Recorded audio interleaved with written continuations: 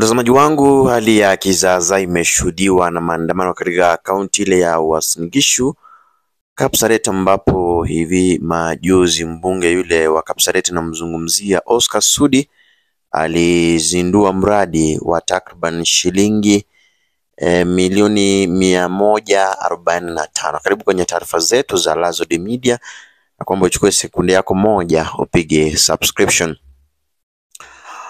Viongozi wa Kenya Kwanza walizindua kampeni kali mashinani kote katika mikoa mbalimbali nchini, na kwa kusukuma mamilioni ya pesa katika harakati ya programu ambayo inafahamika kama uwezeshaji.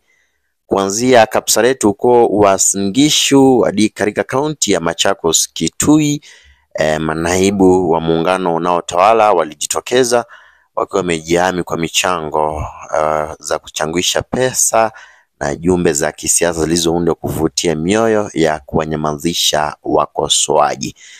Mtazamaji, hivi majuzi mbunge yule wa Kapsaret aliweza kutoa bidhaa alionyesha bidhaa takriban za dhamani zaidi ya milioni 140 za uwezeshaji, ambavyo vilijumuisha pikipiki 100, cherehani 400, mashina 500 za kuosha magari, makopo ya maziwa, vinu vya posho, vifaa vya kuuza, tangi za maji, vikaanga na hata magari mawili.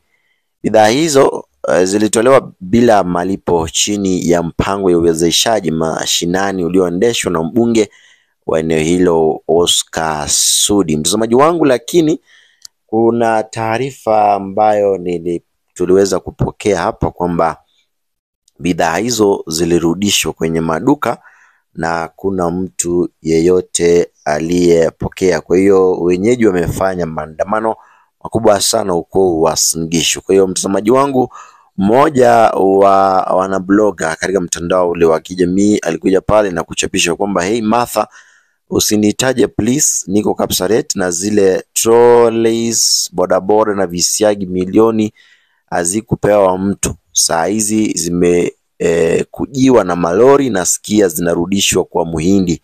Hizo zilikuwa tu za kamera, again hide my ID.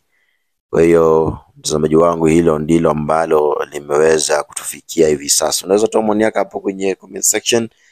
Hii ni Lazode Media, kituo nambari 1 kote nchini kwa masuala ya habari, elimu na hata burudani.